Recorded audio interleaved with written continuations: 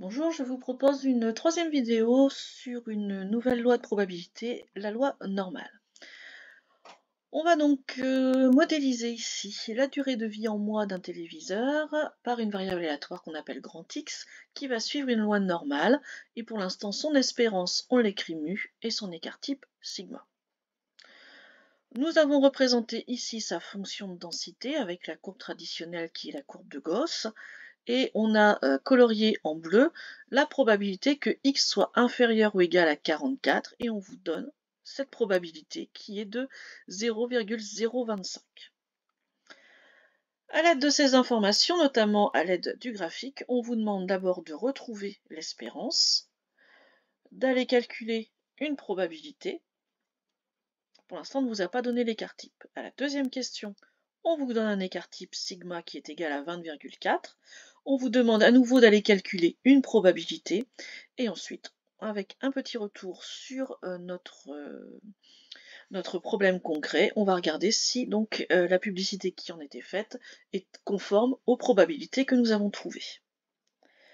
Comme les fois précédentes, je vous propose de mettre la vidéo en pause, d'essayer par vous-même, puis ensuite d'aller regarder la suite de la vidéo pour la correction.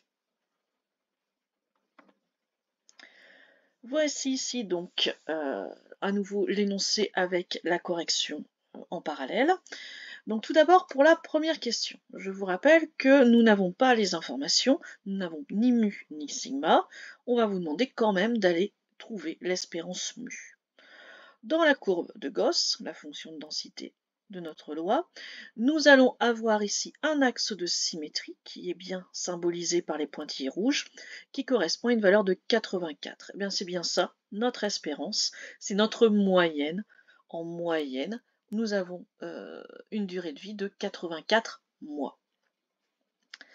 Pour la deuxième question, il est délicat d'aller calculer tout de suite la probabilité que x soit entre 44 et 124 puisque nous n'avons pas l'écart type sigma.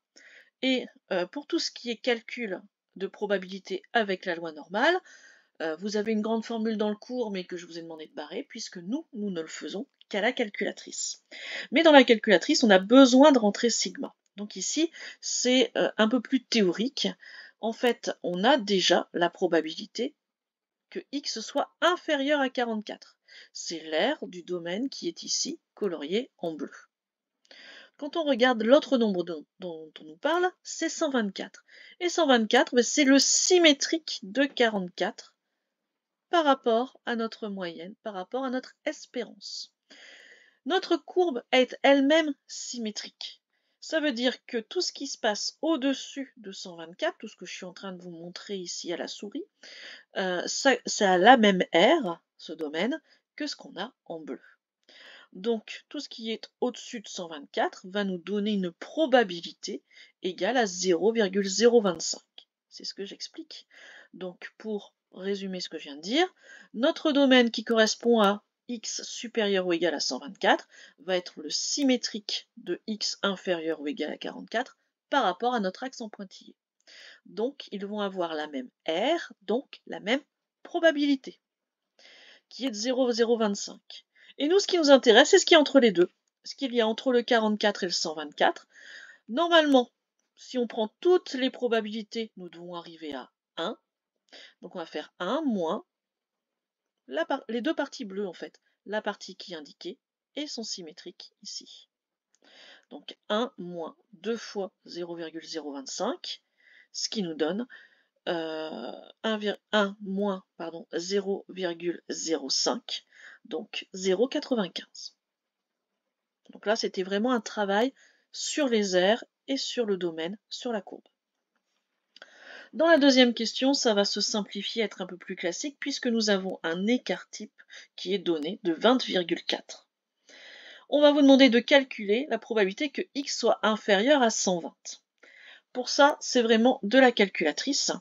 Et vous allez donc rentrer dans votre calculatrice grâce donc pour les TI, vous allez chercher votre loi de distribution normale FREP. On ne se sert jamais de la normale FDP, donc la normale FREP. Pour les Casio, c'est donc la normale NCD. Et on va vous demander à ce moment-là de rentrer mu et sigma. Donc mu qui est égal à 84, c'est celui que vous avez trouvé en première question. Le sigma qu'on vous donne, 20,4. Alors attention, sur les Casios, c'est inversé. Il me semble qu'on vous demande d'abord sigma et après mu. À vérifier, mais attention quand même à ce que je raconte. Ensuite, on vous demande la borne inférieure et la borne supérieure. Alors si on devait faire le calcul du 1 petit b, en inférieur on mettrait 44 et en supérieur on mettrait 124. Ce serait facile. Ici non, on nous demande supérieur à 120. Donc c'est tout ce que je suis en train de vous montrer là avec la souris. Donc notre borne inférieure c'est 120 et normalement on devrait aller jusqu'à plus l'infini. Vos calculatrices ne gérant pas l'infini, on va mettre 10 exposants 99, qui est le plus grand nombre que votre calculatrice soit capable de gérer. Et votre calculatrice vous répond 0,038, il me semble que derrière c'est encore un 8. Donc c'est pour ça que j'ai mis la petite flèche ici, pour indiquer, comme on vous demande un arrondi au millième, de bien mettre 0,39, de penser à faire l'arrondi par au-dessus. Ensuite, à la petite b, on vous parle cette fois-ci de la fiabilité. La campagne de pub vous disait que la durée de vie du modèle serait de plus de 10 ans pour au moins les 3/4 d'entre eux. Là, on a plusieurs choses à gérer. Tout d'abord, l'unité de temps. Ça, systématiquement, vous allez avoir des problèmes si vous ne faites pas attention. Ici, nous avons 10 ans, sauf que notre durée de vie est donnée en mois. Donc attention, il faut bien faire la conversion. Elle n'est pas compliquée, mais il faut penser à la faire. 10 ans, c'est 120 mois. Ensuite, pour au moins les 3/4 d'entre eux, ça veut dire qu'on doit avoir au moins 75%, donc au moins une probabilité de 0,75. Et on vous dit quoi? La durée de vie devait être pour ça plus grande que les 10 ans. Donc ça veut dire que notre X doit être plus grand que 120. C'est ce qu'on a calculé au-dessus. La probabilité que X soit supérieur à 120, elle n'est que de 0,039. Ça veut dire qu'en fait, on n'a que 3,9% des téléviseurs qui ont une durée de vie supérieure à 10 ans. Alors pourquoi cette question? Parce qu'on pourrait se dire, c'est pas du tout dans les mêmes ordres de grandeur. Pourquoi on nous parle des 3/4 ou de 75% alors que c'est 3,9? C'est parce qu'on pourrait se laisser avoir par le fait que 120 est ici et qu'on voit que 120, du coup, nous donne avant énormément de domaines en fait, énormément d'air ici. Donc on pourrait se dire, oui, il y a au moins les 3/4 qui sont ici. Sauf que nous, on veut que la durée de vie dépasse les 120. Et donc ce qu'il faut étudier, c'est ce qu'il reste à droite et pas ce qu'on a déjà pris à gauche.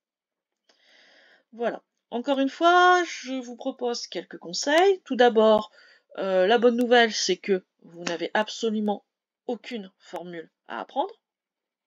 Vous n'avez qu'à retenir la forme de la courbe, le fait que l'espérance soit notre axe de symétrie, que comme encore une fois, la loi binomiale, je vous l'ai déjà dit, espérance et moyenne, c'est la même chose. Vous devez manipuler votre calculatrice, ça c'est important, et puis essayez dans le contexte de retrouver certaines informations. Réfléchissez toujours avec ces au moins et ces au plus, ces moins 2, etc., tous ces mots de vocabulaire que vous risquez de prendre à l'envers si vous n'y faites pas attention. Donc je vous conseille quelquefois de reformuler, au moins, par exemple, au minimum, ce genre de choses. Voilà, il nous reste encore quelques lois de probabilité à voir, mais ça fera l'objet d'autres vidéos. Bonne soirée, au revoir.